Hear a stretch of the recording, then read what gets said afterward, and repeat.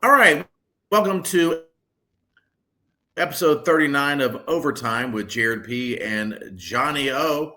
Looks like Johnny's been playing some golf out in the sun. And looks like I obviously am a working man and I have no tan. So I'm just inside all day. But before we get into everything, let's give you a little bit of what we're going to talk about today. We're going to talk about some about the NBA playoffs. There's been some, I think, surprises. There's been some upsets, and it would be interesting to see going forward. Get to the Caitlin Clark effect when it comes to the WNBA and just basketball in general.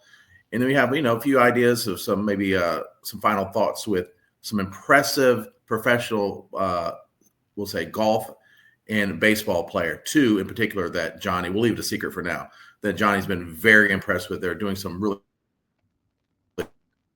historic things. But first, our title sponsor.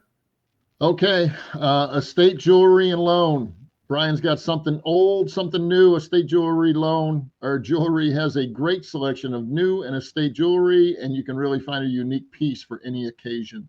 His showroom is beautiful and has lots to choose from.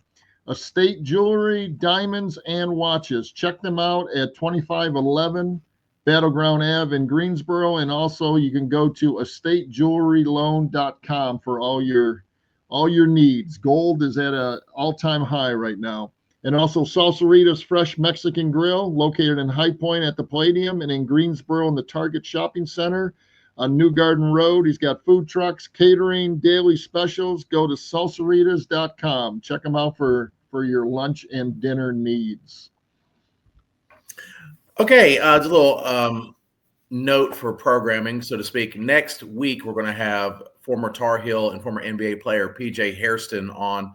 I've met him once. I've talked to him several different times over the years, and he's kind of made news recently with coming clean about some things that went on while he was at North Carolina as a Tar Heel and not being able to finish the way he wanted to there. But I think it'll be interesting to get that story, and also he's going to give us his thoughts on not what it only was like to play in the NBA, but also his thoughts on the NBA playoffs. All right.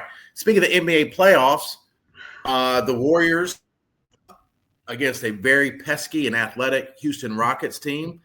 The Denver Nuggets made quick work out of a Clippers team that was surging at the end of the year. It looked like the best team going into the playoffs as far as, how hot they were.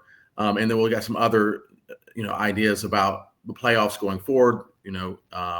Pacers with a surprising win in game one at Cleveland. That's big. That's huge. Yeah, really big. Real quick, my take, Johnny. Go ahead. Well, I'm just saying, don't forget Knicks and Celtics tonight, and Nuggets and Thunder tonight. But the Knicks and Celtics game or series is going to be fantastic. But go ahead, give me your take on the NBA. But I will say that I'm going to go for the NBA playoffs. People, real quick, if you're not watching the NBA playoffs, you don't know basketball, because this is serious basketball at its very best. They're playing defense, the offensive minds, the plays, they're out to win the ring. They don't want, it's not about the money, it's about the ring.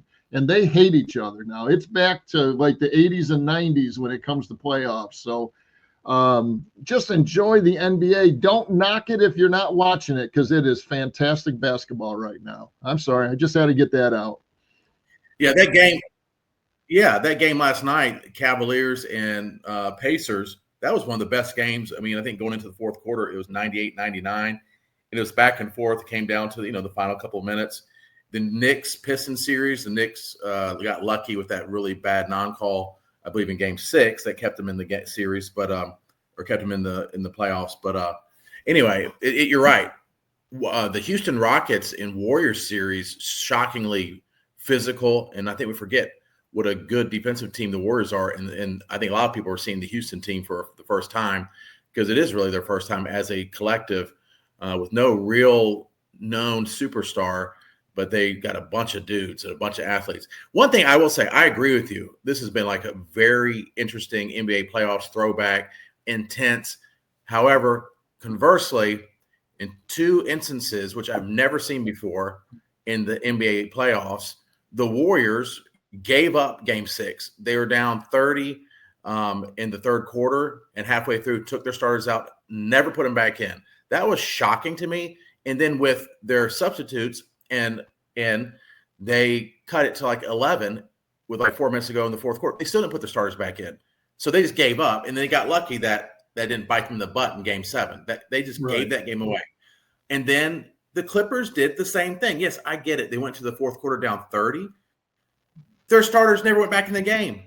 And, they cut to 15 at one point, and they then ballooned back up. But I'm like, you're not even going to try? Put Kawhi and Harden back in and see if you can get it down to 20 minutes for, the first timeout.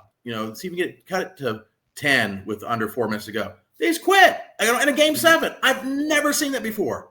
Yeah. No, well, and you're right, because and I don't know how many times, and it's more than you would think, when a team is down 25 or 30 points in the NBA, that is not a safe lead. I mean, I've seen teams down 25, 30 points and end up winning by 15 points, coming back. The NBA is never done.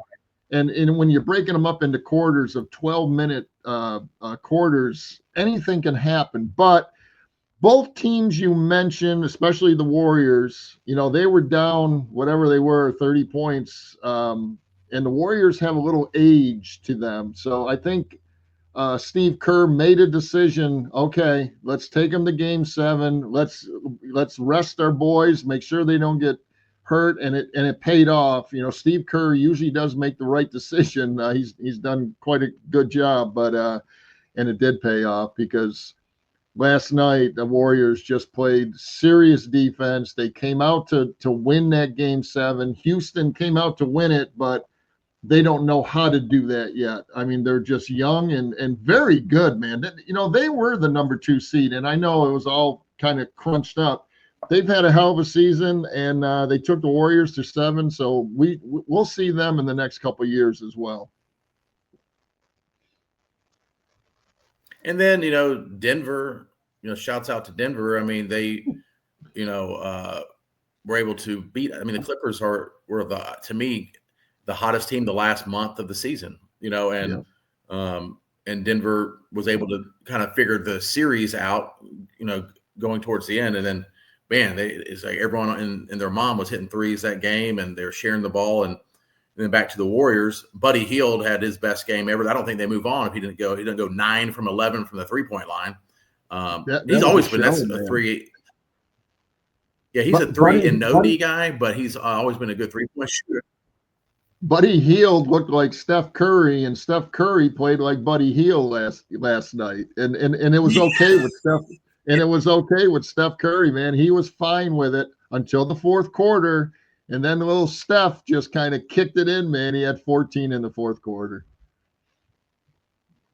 Yeah, it's been fun to watch. All right, so what do you think going forward? Have you changed your mind? I think, as far as who you think is going to end up, I still think it's going to be Thunder Celtics. I'm not saying I want that, but I still think it's going to be Thunder Celtics. It's hard to say. It really is. But, tonight I can't wait. I mean, the Knicks and Celtics, that series, like I said, is going to be absolutely fantastic. Jalen Brunson is a gamer, man. Now there's a guy that won't be taken out if they're down by 24 or 25 points. Because the Knicks are a tough team. And I think the Celtics are a little worried, and they're a little bit banged up. So I'm hoping that the Knicks come through in that series. Just because I'd love to see New York move on a little bit. And the other game tonight, Nuggets and Thunder, what a matchup. I mean, you were just mentioning the Nuggets. You know what? They still might be the best team out there. They're loaded. Jokic is just absolutely incredible. And it took me a few years to enjoy his game. I actually like watching him play now. I just never seen anyone make it look so easy and nonchalant, and he gets it done. And, with that Jamal Murray, as the guard, that certainly helps him a lot. But the guy that blows me away is Aaron Gordon. I think we talked about him last week. I looked up his stats. He averages 15 points and 6 rebounds. Whenever I've watched the Nuggets, It looks like he's a 30 and 30 and 15 guy. He's constantly doing everything that they want him to do. And he kind of falls into those passes from Jokic and all that. I mean, but he's a great player. And then one other guy I got to mention that a lot of people get on for some reason, Russell Westbrook had one hell of a game to beat the Clippers. He was the key to that game, to be honest with you. And that, I don't know if you saw that dunk when he hung on the rim and he was, I was watching it when it happened. I loved it. He knew he was going to get a technical. And then he went to the crowd. He gave himself a technical because he knew the game was over then. So that was great. I was happy for him. That guy is a great basketball player. He takes a beating. Yeah, I mean, he's won MVP. He averaged triple-double for 2 consecutive seasons, and people were just kind of like, obviously he'll be in the Hall of Fame. And I don't know, maybe because he's not as likable, and maybe that's what it is, and he can't shoot. I mean, he's just not a pretty player. But, man, frenetic, he plays hard. That's a dude. He's probably the hardest playing player in the NBA, period. He never takes a series off. He plays hard on both ends. And the problem I mean, and then, he's actually a good passer. He led the NBA in assists multiple years. Like, people don't talk about that. And so he can do it all. I mean, he's obviously on the downside of his prime, but he shot 41% from 3 during that series. And they were letting him shoot, basically, but still 41%. Man, you have that coming off the bench, and with that intensity, he's like the perfect guy at this stage in his career to lead a second squad and to put somebody in to bring that energy. And he's not scared to call somebody out if they're not playing hard. No, that's great. And we're talking about the Nuggets, but the Thunder, wow, what a team they have. And they're so young with Gilgeous-Alexander, who will be the MVP. When are they going to announce that? Let's announce that. Give the kid the freaking MVP, for crying out loud. 33 a game. Chet Holmgren from Gonzaga. He's healthy right now. If he stays healthy in the playoffs, they will give the Nuggets all they can handle. Then they got this guy, Jalen Williams. He's a 22-point scorer that no one really knows about. I think we're going to know about him during this series, so it should be very good. And the other key is they have 7 guys that average double figures on that team. So, they're deep. So it's going to be all 4 series. I guess we're in the Elite 8 of the NBA right now, are going to be fantastic basketball. And let's go through it. T-Wolves and Warriors. I mean, that's you can't really say, oh, the Warriors are going to do, who the hell knows who's going to win that game? Nuggets and Thunder. I don't know. Knicks and Celtics. You probably lean toward the Celtics, but only because they're the champions right now and they are loaded. And they're deep. You talk about deep. They got like 8 guys in double figures too. And then the Pacers beat Cleveland, who was the best team in the East. Look out for the Pacers. So everything is kind of a toss-up in my mind on all 4 of those series. Yeah, it seems like it'd be good matchups. I like the storyline. I don't know if you saw this, but Anthony Edwards said that when he went to a camp, a pre-draft camp with the Golden State Warriors, and Steve Kerr was there, and during his drills, he's like, "Is that all you got? Is that all you got?" And then they had some other talks with Steve Kerr, and he says, "You're not giving it your all." And he's like, "I am." He's like, at the time, I'm like, "I am. I'm like dying over here and all this stuff." He said, "Come watch." At the time, KD, Steph, and Klay Thompson's workouts and warm-ups, and tell me you're giving it all. And he said, at that point, Steve Kerr said, "If we have the number 1 pick, we will not pick you because you're not giving the effort that you should." And he said that, and he wasn't, and Anthony Edwards wasn't saying it. He said that actually helped me a lot. He said from that point on, I became a madman in the gym, and I gave it even more than I knew I could. And then he played for Team USA with Steve Kerr as a coach. But he said that really inspired him. And that year, the Warriors ended up with the 2nd pick, and Minnesota had the 1st pick. Wow. And so I do think the Warriors will try to slow it down and make a half-court game. I think the Timberwolves showed in that first round series they can make these older teams look old, and the Warriors overall are an old team. I like the Warriors story, but I think Minnesota, I think they're going to march on to the Western Conference Finals. No, but the other ones I think are toss-up outside the Boston series. I mean, the Knicks will muck it up. They'll make it tough, and Boston's more of a finesse team, but they've just got too many weapons, man. Yeah. I mean, I think they'll be over in 5 or 6. Yeah. You just mentioned the Celtics. You got, of course, you got Jason Tatum. You got Tatum and Jaylen Brown, the studs. They average 50 together. Kristaps Porzingis, another 20. When he's healthy, he is a tough guy to guard. And then Derek White, who, I don't think he misses 3-pointers. Every time I see him shooting them up, he's hitting them, and he's wide open because of these other guys. But then they got this Peyton Pritchard, and you know who I'm talking about, the white guy that comes off the bench. Do you know, I wasn't sure, and when we were talking about this, doing this show tonight, I said, I want to see how much he averaged during the season. Coming off the bench, the dude averaged 14 a game, man. That's his job. Yes. Yeah. I mean, that's a lot of points. And I think he averaged like maybe 18, 19 minutes a game. And he just he's a bucket. And I know you love basketball, and I see you playing with your kid and all that. What a great job he's got. Go in and shoot the basketball. When I was in high school, I loved to score points. That was just my mindset. I was more of a baseball player, but I wanted if I wanted my double figures, I needed to get my double figures in a basketball game. And my coach kind of knew that, and he got on me about, hey, it isn't all about points. This guy's got the world by the what. Go in and just be a scorer. I would love to have that job right now. Yeah, you just have the ultimate green light. And gosh, think if he played the whole game. Yeah. I like, man, and there's been games where Pritchard and White are on heaters, and they both end the game with 6, 7, 8 threes apiece. And and it's like that. You got to guard all 5 positions, and all 5 positions can shoot from 3. I mean, the Celtics, I think, outside of the Warriors, they're kind of like the Warriors of the East. They really embrace that 3 and D, but where everyone can shoot. I mean, everyone can shoot, and so that makes it very difficult. All right, and then he's 7'4". He shoots 3-pointers too. So absolutely.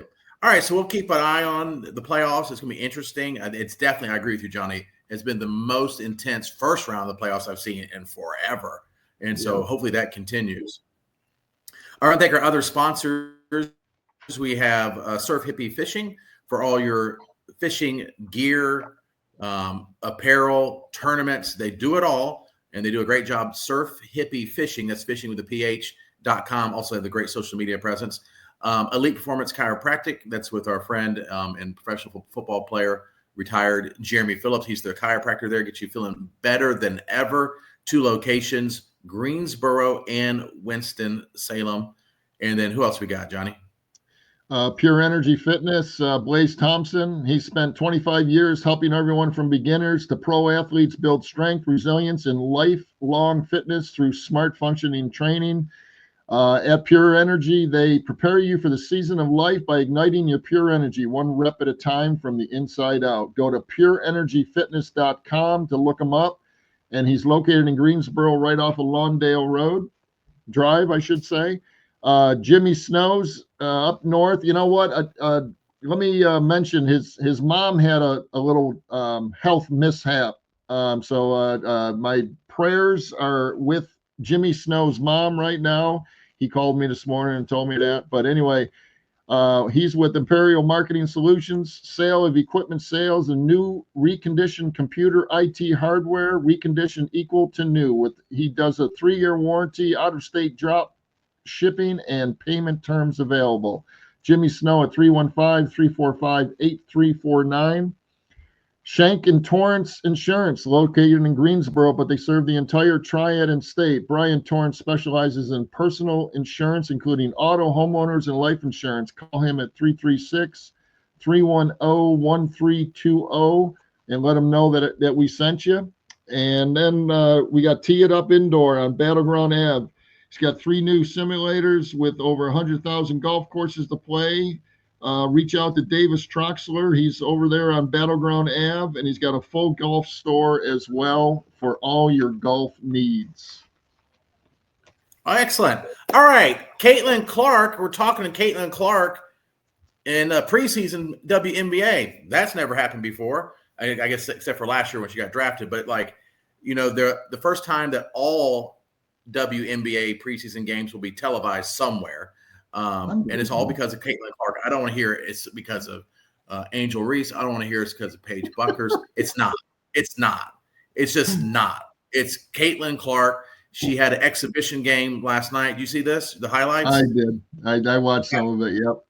Yeah, back from to her home team of Iowa in college, where they went to 2 Final Fours, and she plays 19 minutes. Not going to try to get crazy against some sort of Brazilian team. They won by like 50. And, just for fun, in the second half, she dribbles down and shoots a 36-foot jumper about a foot behind her number, which is now on the court, and also a foot right where she broke the all-time shooting record. That's the swag. That's the drama. She did that. She went to that part on purpose for where she broke that record in Iowa, did it back in Iowa, and somebody was in her face. That's how good she was. There was somebody running at her to try to block her from 36 feet. Net. Yep. I mean, she is box office. I don't care about, there's some other WNBA players that, are some interest, but if it's Caitlin Clark, I will stop and watch. If it's other people, and it's all, to me, it's the Steph Curry type play where she'll shoot from anywhere. She has this bravado about her that I like, and it's getting ratings more and making everyone a lot more money in the WNBA. And I think they learned from last year not to be so precious about their little terrible league that's never made any money. And they're trying to push her back and say, oh, well, maybe it's the whole league that's great. It's not. If she left today, the numbers would go right back down. That's just reality. I mean, that's just reality. So, I love the fact, and I hope there's more players that play like her, because I don't care who you are. If you play like that, I'm going to watch you play. Whether in the WNBA or the NBA or college basketball, Caitlin Clark continues to be box office, and she's going to continue to do it. As long as she stays healthy, she's going to be fun to watch for years to come. I couldn't have said it any better, man. I mean, she is you mentioned about the preseason games on TV. I guess their game was on yesterday. So I think Saturday early afternoon, I hit the TV and there was some other WNBA game on, and I'm like, oh, I thought the WNBA had started the season. Yeah. And it's a preseason game. And I'm like, oh my gosh, the preseason game? And it wasn't Caitlin Clark's team. And I'm like, okay. And then all that. And then yesterday it came on. And then you mentioned about the preseason games are on TV. I applaud that. That is fantastic. I love it. And it is. She's the igniter of all this. There is a lot of other really great women basketball players, but she has ignited this, and she is the Steph Curry of the WNBA. And I'm going to compare her with the Tiger Woods of golf. The way she is, they're going to start getting paid. They if they're on TV for the preseason, that means more money for the WNBA. They do deserve to get paid a little bit more. Definitely as the years go on, because they're building that league to be a big time league, and it starts with her, and all these other girls are trying to be like her, and some of these other great WNBA players. So look out for the WNBA. I'm happy for them. So it's good basketball, and it's quite impressive. But yeah, she's definitely the Steph Curry of the WNBA. And maybe we'll get to a point at some point where the WNBA won't need to be subsidized by the NBA. I understand when they first started, but we're 20 plus years in, and they still don't turn a profit. So I think that's changing now, and that's what people want to be entertained. Some people make it a sex issue, it's a sexist thing, and I mean there is some of that. I'm sure there is some of that built in when you watch basketball. You want to see guys dunking, all this stuff. I think people just want to be entertained, and I think Caitlin Clark has proved that. You have someone who plays an entertaining brand of basketball, not somebody that's fundamentally sound, which is great, and then does a backdoor cut and does a layup. You're like, ooh, she's coming off screen, double screens, shooting 35-foot jumpers. It's all about eyeballs. Just like other sports, men's sports, whether you like lacrosse or different things, they don't get eyeballs, they don't make money, and so no one complains about that. No one complains that college wrestling doesn't make any money. Nobody wants to watch it. It's not entertaining. If it were entertaining, people would watch it, and the money comes after that. So I think it's. I'd love to see what she does this year. And they're talking about Indiana, not Pacers, Fever went from number one pick last year, and then with her and their pick this year, saying they could really contend for the championship. So we'll see. Good. And not only a shooter, man, some of her passing, I mean, she passes across court, full court, I mean, she has it all. So it's a lot of fun to deal with. But well, let's move on to a couple little tidbits. The golf world. I know that's my game, and so is baseball, but you're going to understand this. Scotty Scheffler, he's the number one golfer in the world. He's been the number one golfer for the past couple of years, and just is putting up incredible numbers. They played in a tournament in Texas, which is where he's from, and he was 31 under par over a 4-day period. I mean, that's an average of about being 8 under par. Okay, the par for that course was 71. Most of the time it's 72, but it's 71 there. So he averaged shooting a 63 4 straight days. And a lot of people, if you don't golf is it wears you out, man, mentally and physically. But he's been on a roll, and he where did he do? I think he bogeyed. No, he parred number 17, I guess. And if he would have birdied that one, he would have had the all-time record.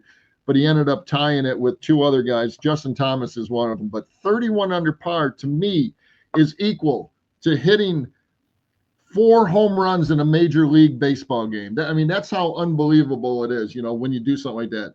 Or scoring 70 points in an NBA game. I'm just kind of comparing how amazing it was. Or throwing, and I thought about this one, throwing 600 yards and 7 touchdowns in an NFL game, especially now the way that they're passing. But that is what it's compared to of what he did this past weekend, and he's been consistently doing it. So he's Tiger-esque, but he's got to do it for about 10 or 12 years, but to be, to really be Tiger-like. I like how you put that. He and again, if he keeps doing stuff like that, I think you get more people watching. He doesn't have that Tiger Woods, because who does? But like, if he keeps winning, and people like to see, I think in golf they want one person dominating, or 1 or 2 people that are really great, and they go head to head. That's incredible. That's a tremendous stat. Now I know you got something for Aaron Judge. Yeah, and I'm a Red Sox fan. I'm an anti-Yankee fan, but I'm looking at this guy now. He's only 35 games into the season. Aaron Judge. Right now, he's batting .423 with a .510 on base percentage. Those are little league numbers. That's what a guy that's dominating the little league. That's what they're batting. Okay, and he's doing it in Major League Baseball. He only has 11 home runs right now, and that's kind of low for him, but his batting average is just off the freaking charts. And where he's at right now, it's kind of comparing to like Barry Bonds and Rod Carew from many years ago that has had an average this high. But it's only into 35 games, Jared. They play 162. So that is going to go down. Yeah. And I just want to mention real quick, one guy has batted over 400, Ted Williams. Okay, yeah, I'm sure you've heard that name.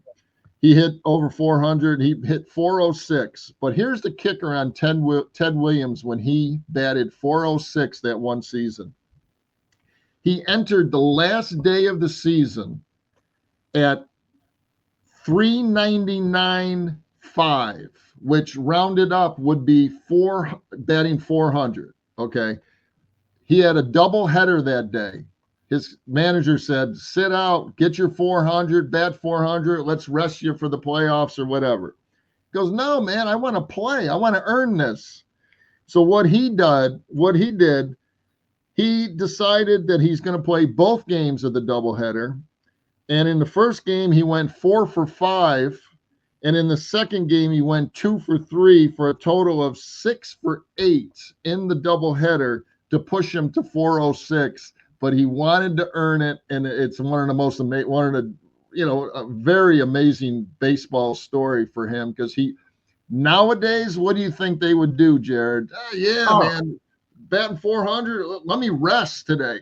He played the entire doubleheader and went 6 for 8. There's no chance he would have played if it was now. None.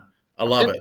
And what do you think of that? I mean, doesn't that kind of, we're living in this time now, and that's not a good thing. Well, they were saying that about the Clippers. Somebody was saying, "Oh, well, the Clippers, they'll have, I think their coach Ty Lue, and it's just the NBA the way it is. All these coaches get recycled, and you're like, why is he so?" And even Doc Rivers to me is the most overrated coach of all time. Anyway, and the thought is, so you think James Harden and what's his face? Kawhi Leonard. Yeah, Kawhi Leonard. They're going to play 50 games next year. They're not going to play. They don't want to play. They want to rest, and they get to playoffs, and they have no rhythm, and then they get bounced early. It's like the same thing. It's to me, it's disgusting. I mean, it's like, it's you're hurting your brand and you're hurting the league. And I think that's why the NBA's, like, if you want to win the MVP, you have to play a certain amount of games. If you want to be considered for this, you have to play a certain amount of games. And I don't think it's enough games, but it's like, if you're hurt, you're hurt. If you're legit hurt, you're hurt. If you're just resting, and it's not, you don't see this in many other sports. You see it in the NBA, and it's really hurt them, because you can't really, like, maybe it's this one game you want to watch that week, or heaven forbid you spend a bunch of money to go to a game. Yep. Your favorite players not playing, not because they're hurt, because they just want the night off. Yep. And so they got to fix that. They got to fix that ASAP. I know they're trying to, but I don't like it at all. Play. Yeah. You're getting paid to play. Can you imagine that we do that? A hell of a lot more than Ted Williams was making back in the day, man. Yeah. Can you imagine at work, not vacation days, not sick. You're not sick. You're just like, yeah, I'm just gonna work half the year because I don't feel like working. I mean, I think that's what you do anyway, Johnny. But I'm kidding. I didn't know you knew me that well. Oh no, I don't know that. I don't know what you do. I mean, I know what you do, but I know you work hard. But no, but I was saying, it's like, it must be nice, but it's not good for any sport that does that. No, but good stuff. Good stuff. All right, man. Well, another great show, my friend. Yep, and PJ Hairston will join us next week. That will be great. And then something new, and we'll do a separate video for it. But we're offering this new trend for, it can be any type of company, but especially it works well for any sort of goods type based company, and it could even be food. But it really works for like clothing and any sort of thing you can box. We're starting doing unboxing videos. We should have our first unboxing video later this week. We'll be separate from the podcast, but be looking for that. And if you want to learn more about that, you can message us on all social media platforms, and make sure you subscribe to our podcast wherever you get your podcasts. All right. Fun stuff coming up.